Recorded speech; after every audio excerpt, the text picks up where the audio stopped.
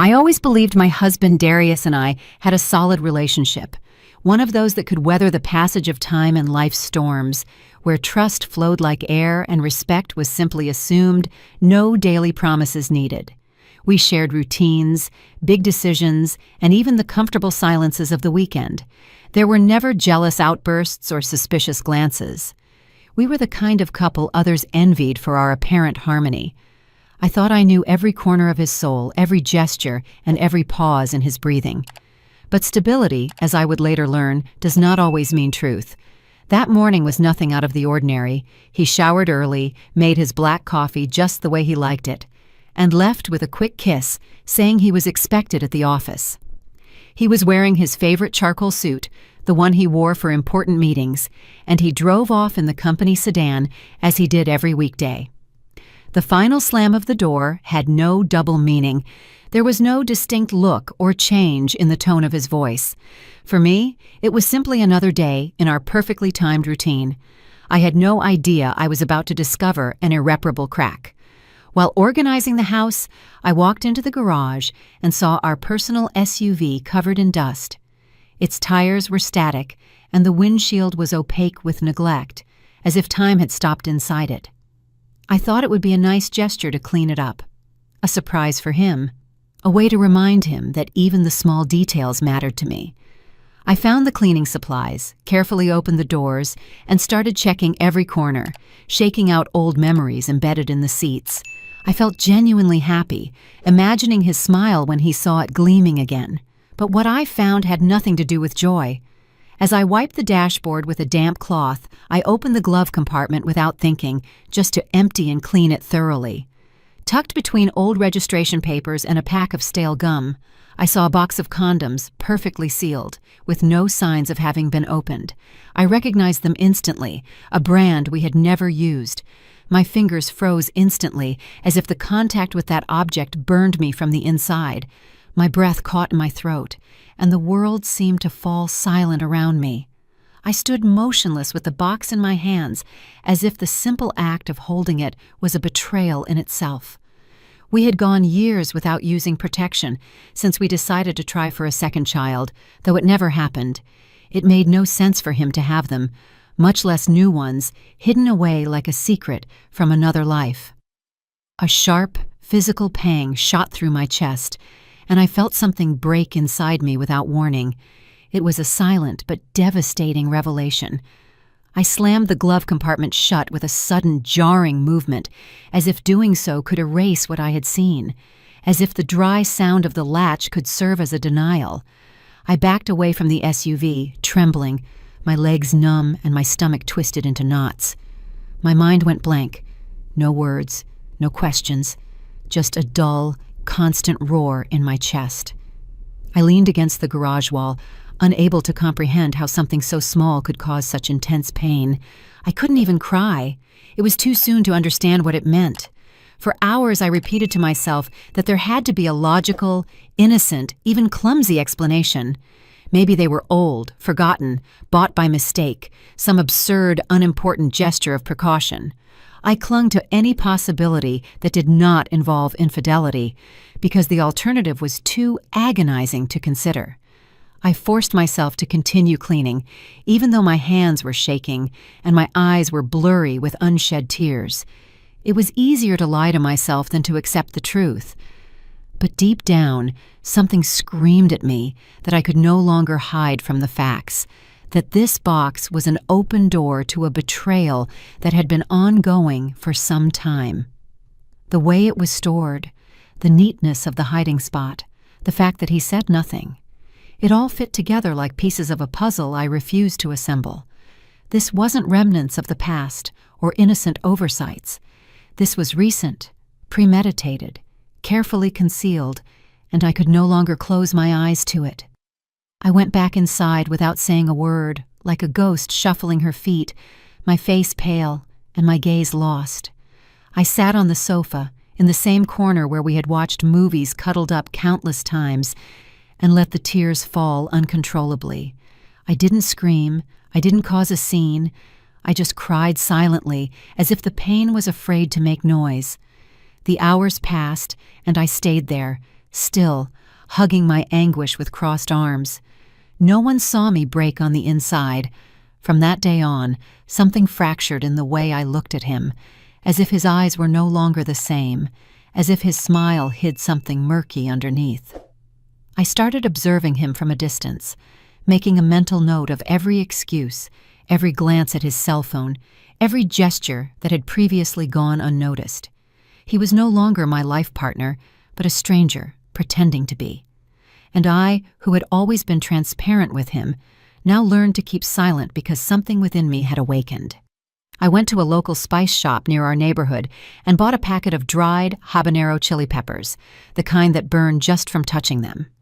I wasn't entirely sure what I was going to do, but something pushed me to act, to not sit there watching myself be destroyed. Back at home, I calmly crushed the chilies, feeling the burn in my eyes like a necessary punishment. I did it without tears, without trembling, like someone preparing poison with a surgeon's precision. It was a cold decision, but it was mine. With latex gloves I found under the bathroom sink, I opened the box of condoms with the same care one uses to defuse a bomb. One by one, I filled them with that infernal powder, making sure each one was thoroughly coated in heat. I sealed them meticulously, leaving no fingerprints, altering nothing that could raise suspicion. It was an act of silent, surgical revenge, with no need for words or confrontation. I didn't want justice. I wanted it to hurt. I returned to the SUV, opened the glove compartment gently, and placed the box in the exact same position I had found it, as if I had never touched it. I closed the door softly and took a deep breath, knowing there was no turning back. I made sure to leave no traces, to move nothing else, to avoid disturbing the scene. This wasn't a threat. It was a silent promise. If he was going to betray me, at least he wouldn't do it without consequence. That night, I greeted him with a serene, even tender smile, as if nothing had changed, as if I was still the woman who waited lovingly for him every day. I cooked his favorite meal, lit a few candles, and listened intently to his office stories while nodding silently. Inside, rage and sadness crossed like sharp knives, but I didn't let it show. I had learned to fake it better than I ever imagined. I was an actress in my own home. Slowly, the excuses began. Impromptu meetings, urgent deliverables, bosses asking him to stay late. He said these things without looking me in the eye, as if the guilt was already beginning to weigh on him, though not enough to stop. He spoke quickly with short phrases and a hurry he hadn't had before. Every word reinforced what I already knew, but I continued to listen with feigned understanding. He thought I saw nothing, and that gave him security. The following days became a sequence of increasingly long absences, delayed message responses, and missed calls without explanation. He came home late, smelling of perfumes that weren't mine, and avoided physical contact as if my closeness bothered him. He started leaving his cell phone silent, face down, with a clumsy caution that only confirmed his deception. I watched him from afar, mentally logging every sign. Patience had become my best weapon. One afternoon, armed with courage and my heart pounding in my throat, I decided to follow him quietly, keeping my car at a safe distance. It didn't take long for him to lead me to the truth. I watched him park in front of a discreet, mid-tier independent hotel, the Sterling Suites, and step out with a sure stride, accompanied by a blonde woman. She was laughing, touching him as if he were hers, and he didn't hide, as if this cheating didn't even merit discretion. I stayed inside my car, watching the scene with contained tears. There was no longer any room for doubt. When she turned her head, my world collapsed. She wasn't a stranger. She was Tiffany Shaw, his office colleague, the same one who had been in our home on more than one occasion. We had shared dinners, holiday parties, even intimate chats about life. I felt stabbed twice, once by him and once by her. This was no longer just infidelity, it was a betrayal in the form of a cruel play. And the worst part was that both of them had performed it in front of me. They weren't just betraying me, but also her husband, Elias Hawthorne, a kind man who had always greeted me with respect when we crossed paths. Everything was an interwoven web of lies, a double life built on our backs without any shame. I realized they shared more than desire. They shared secrets, plans, and hours stolen from our families. What began as suspicion now revealed itself as an unbearable certainty. The pain had names and faces. I didn't get out of the car. I didn't scream. I didn't make a scene. I knew my moment hadn't arrived yet. I simply watched, recording every gesture, every knowing glance, understanding that very soon, everything would fall under its own weight. The trap was already set, and there was no way to avoid it. I became a spectator of my own vengeance, letting fate run its course without intervening, because sometimes silence screams louder than any word. That morning, he showered with extra care, chose a brand new shirt, and put on a cologne he had never worn with me. He studied himself in the mirror intently, like a teenager getting ready for a date, and left the house with a smile that no longer belonged to me. I watched him from the doorway with the calm of someone who no longer expected anything. I knew exactly where he was going, with whom, and what awaited him. I said nothing. I just waited. That evening, while eating alone in the kitchen, my cell phone rang with an unknown number I hesitated to answer. On the other end, a frantic feminine voice, sobbing through words cut short by fear, asked if I was Darius's wife. My heart accelerated like an internal alarm, knowing that what was coming wasn't good. "Something horrible has happened," she said without needing further explanation. The chaos had begun, and my trap had taken effect. It was her, Tiffany, the hysterical mistress, screaming that he was in the hotel bathroom, that something had caused him unbearable pain. Her voice cracked as she recounted that after using one of the condoms, he started screaming, writhing, and begging for help without understanding what was happening. She was asking me for advice, as if I could calm her disaster. I just listened, cold, without compassion, letting her desperation return a bit of my dignity to me. There was justice in his pain. She told me that shortly after the act, he started screaming in agony, saying he felt fire in his groin, that something was burning him from the inside. They tried to rinse it off in the hotel shower, but it didn't help. The irritation worsened by the minute. She didn't understand what was happening, and he was blaming her, yelling like a lunatic while dressing as best he could. I imagined the scene with an almost cruel calmness, knowing exactly what had caused it all. It wasn't madness. It was justice in the form of searing heat. They rushed out of the hotel in the middle of the night, clothes askew, wrapped in shame and desperation, while the desk clerk stared at them in bewilderment. They had to go urgently to the emergency room, where he arrived wailing, and she didn't know what to explain. They invented a story about an allergic reaction, but no one believed it. They examined him instantly, while other patients in the waiting area looked on curiously. The humiliation was no longer a secret. The doctors were clear. There were severe chemical irritations caused by an external agent, likely in direct contact with mucous membranes. They asked if he had used any product or substance before intimate contact, but he didn't know what to say. She remained silent, pale, suspecting something she didn't dare utter. The doctor repeated that it was an intentional, not accidental reaction, and at that moment, they understood this was no simple mistake.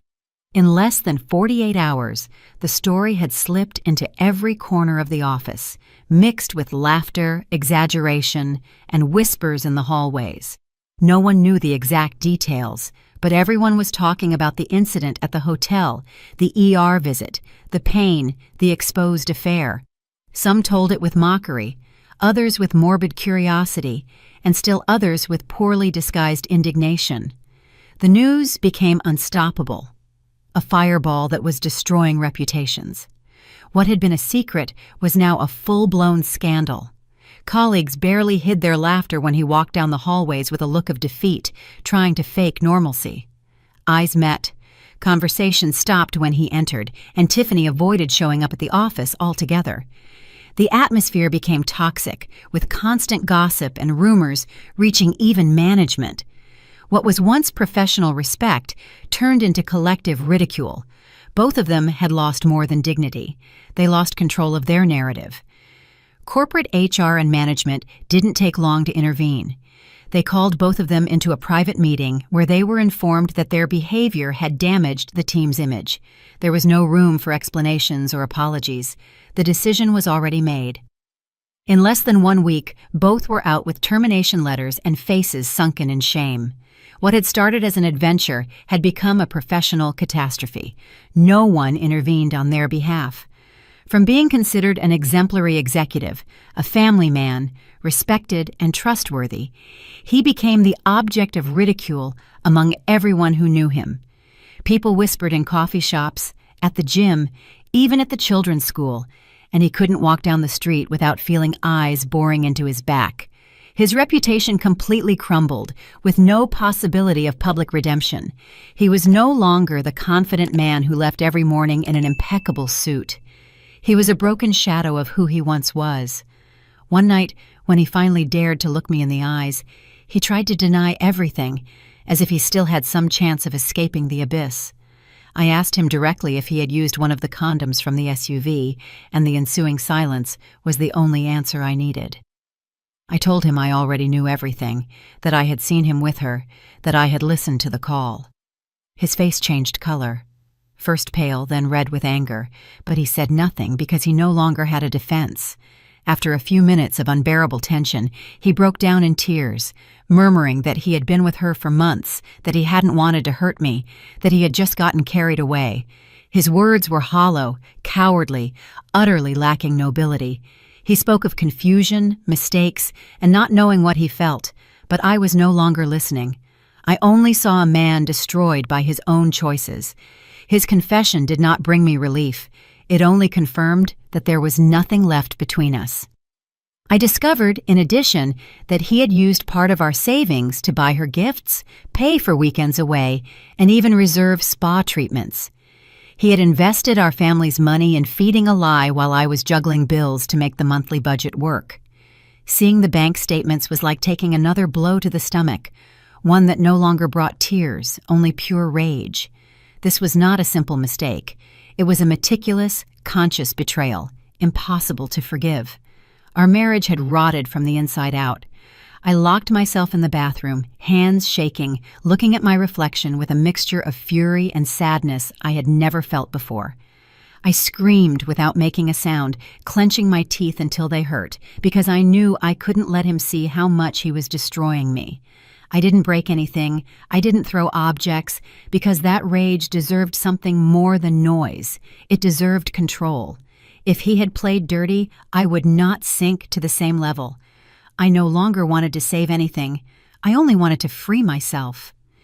After thinking about it for several days, I looked up her husband, Elias Hawthorne, on LinkedIn, knowing that he too deserved to know the truth. I wrote him a short, direct message, without drama, offering to talk if he felt it was necessary. He quickly replied, sounding incredulous, asking for more details in a calm yet broken tone.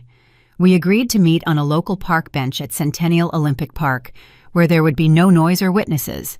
We were going to share the same wound from different sides. When I told him everything, he didn't interrupt even once.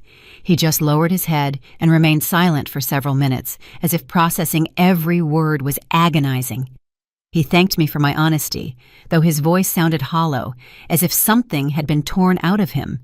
He didn't cry, but in his eyes was a defeat impossible to disguise. We sat without speaking for a long time, sharing that pain without needing to explain it further. He was grateful that I hadn't stayed silent. That same night, upon returning home, I quietly prepared the divorce papers without pause or doubt.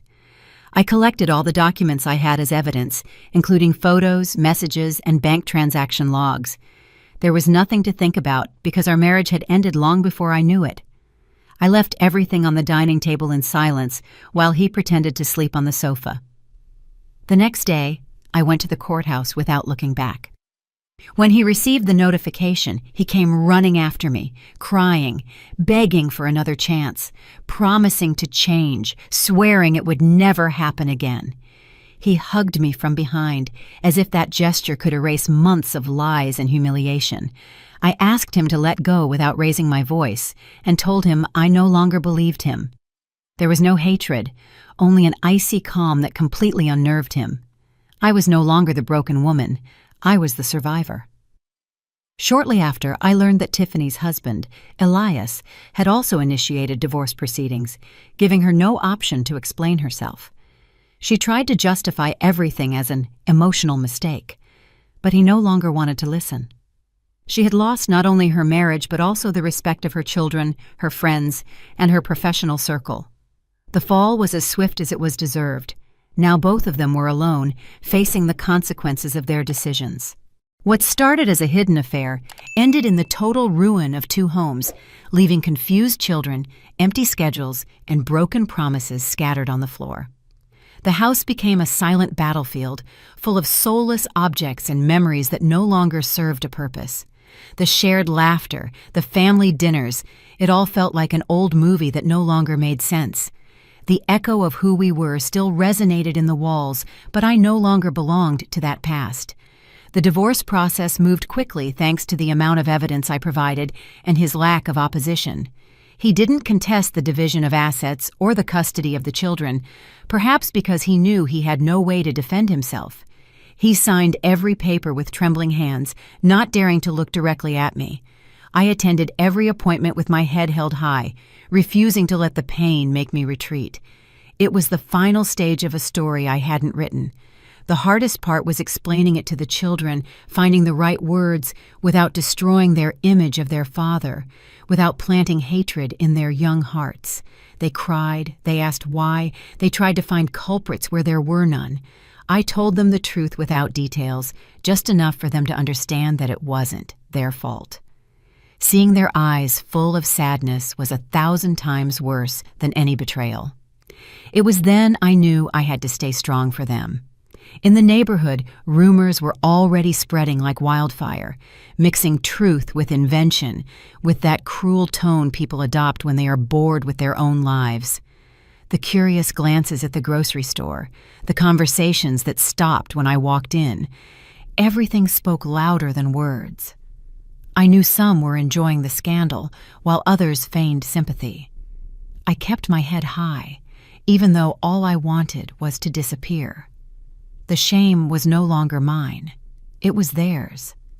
I moved into a small apartment, without luxury or comfort, but with something I hadn't had for a long time: peace. I slept alone in a cold bed, listening to the sounds of the building as if they were part of a new life I didn't yet understand. Sometimes the silence hurt more than the screams we never had, but at least there were no more lies. Every corner of the new home was mine, without outside shadows, without stolen perfumes. I was starting over, even if I didn't know where to begin. As the days passed, I realized that the guilt I had swallowed for so long was not mine. I hadn't destroyed anything. I was only picking up the pieces he broke with his choices. I learned not to justify his betrayal, not to look for answers where there were none. I began to forgive myself for having trusted, for having loved without reservation. I wasn't weak. I had just been honest in a world full of pretense. The months felt slow at first, as if each day weighed double.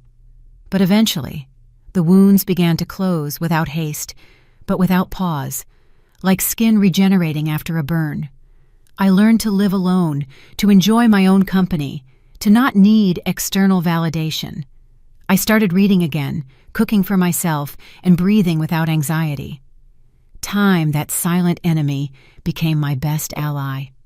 One afternoon, I received a message from Tiffany's ex-husband, Elias, asking how I was doing. No ulterior motive, just genuine empathy. We started talking occasionally, without drama, without lamenting, sharing small things about our daily lives. We weren't looking for solace, only mutual understanding. It was strange how someone who shared my same wound could be so easy to talk to. Sometimes you just need someone to understand without having to explain everything. Our conversations became more frequent, lighter, more natural, as if we had found a refuge in the midst of the shipwreck. We talked about our kids, work, good days and bad days, without needing to fake strength. We supported each other from a distance, without pressure, without expectations. We were neither friends nor anything more, just two wounded souls walking in the same direction. And in that fragile balance, something new began to sprout. Life continued its course as it always does, and each of us rebuilt our path in our own way. I advanced professionally. I became more confident, more decisive, less naive. He also reconstructed his routine, focusing on his children and his emotional well-being, far from his past. For a while, we stopped talking. Not out of anger, but because life led us down different paths. But something inside me knew it wasn't a definitive goodbye. We ran into each other by chance at a school event. Years later, surrounded by parents, noise, and distant memories. It was a glance first, then a shy greeting, and finally a long conversation on a bench in the courtyard. Time had not erased what we lived through, but it had healed the rawest parts. We were no longer the same, and that made everything easier. There was respect in his eyes, and that was enough. At one point, our eyes met in a different way, without weight, without sadness, just with a calmness we hadn't known before. It was as if the past stood behind us, watching in silence, but not interrupting. Neither of us said anything special, but both of us knew something had shifted. It wasn't physical attraction or nostalgia. It was something deeper, the look of two people who finally recognize each other. We stayed talking for hours without rushing, as if everything that went unsaid for years finally found its place. There were no reproaches or uncomfortable questions, just stories, soft laughter, and comfortable silences. We shared what we had learned, what we had let go of, what we no longer needed. He told me about his fears. I told him about my scars, and for the first time in a long time, I felt truly heard. As the weeks went by, we started seeing each other more frequently, first for coffee, then for quiet walks in the park. There were no promises or long-term plans, just the natural ease of being together without masks or distrust. Trust grew without us even noticing, nourished by respect, transparency, and silent complicity. We didn't need labels or justifications. We just knew that being together felt right. Without realizing it, we moved from simple encounters to seeking excuses to see each other, as if destiny were gently pushing us toward common ground. There was no romantic declaration or dramatic moment, only small gestures that paved the way. A coffee that stretched longer, a walk without checking the clock, a smile that lingered longer than normal. Everything was simple, but filled with a new tenderness. It was the silent beginning of something neither of us expected. With the passing of the days, our conversations became deeper, more personal, as if each word removed a weight from the past. We laughed without guilt, shared memories without pain, and every silence became comfortable, not tense. There was a complicity we weren't looking for, but which appeared on its own, natural, effortless. I felt that I could finally be myself, without fear of being betrayed, and he too seemed to breathe more freely by my side.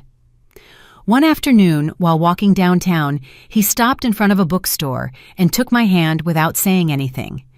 It was a simple gesture, yet so full of meaning that I felt a lump in my throat. I didn't let go of his hand for a second because I understood that this was more honest than any word. We didn't need to talk about love. We were building it with actions. For the first time, I wasn't afraid to move forward. That night, upon arriving home, the fear returned like an old whisper, reminding me of everything I had lost before. I doubted. I wondered if it was worth risking my heart again, if I would be able to withstand another disappointment. But something inside me, stronger than the wound, told me that this time was different. Not because he was perfect, but because I was no longer the same. And I decided to trust my instinct. We started a relationship without labels, without long-term plans, only with the certainty that we deserved something healthy, something real. We didn't hide from the past, but we also didn't allow it to dictate our present. Every encounter was a small celebration of what we had survived, of what we were building from respect. It wasn't about replacement.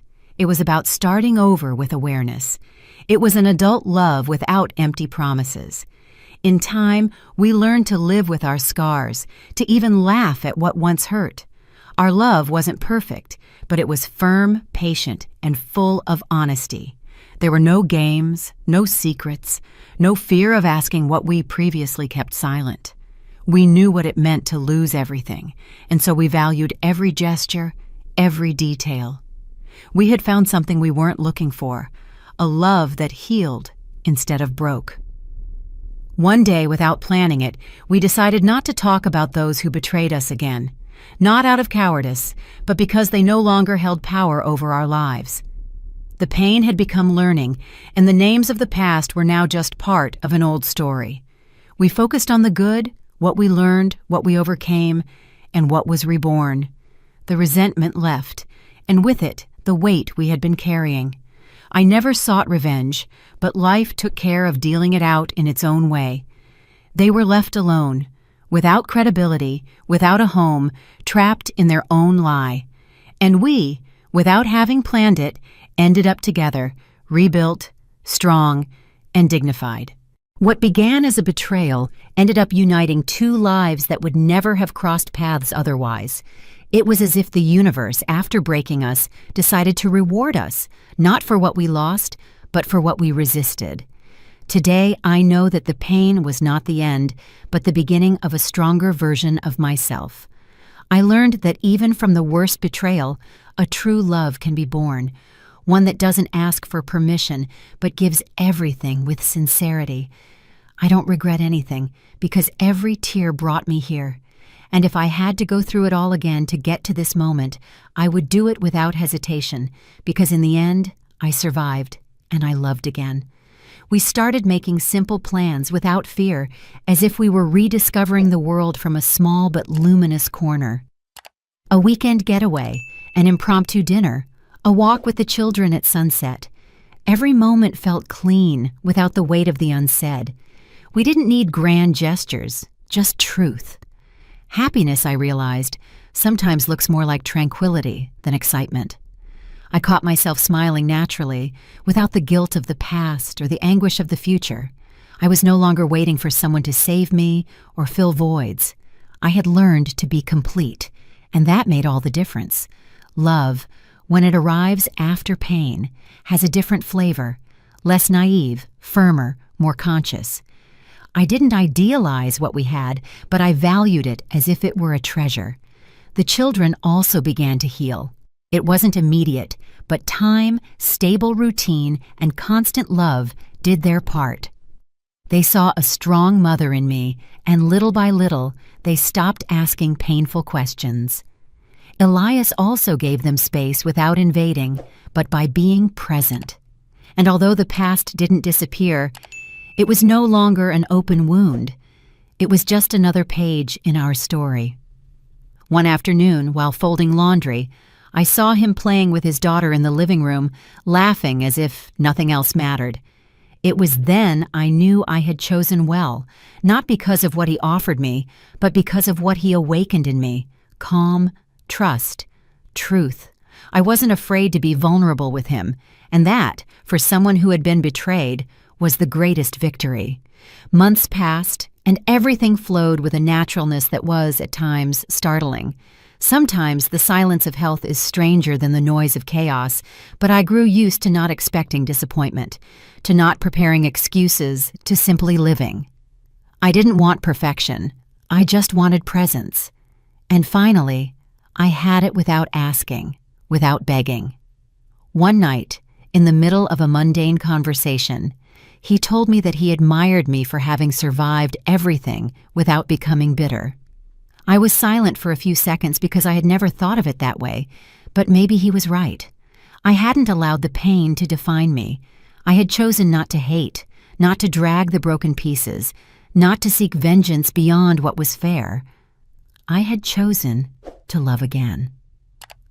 I don't know what will happen tomorrow. We don't promise eternities or write futures in stone.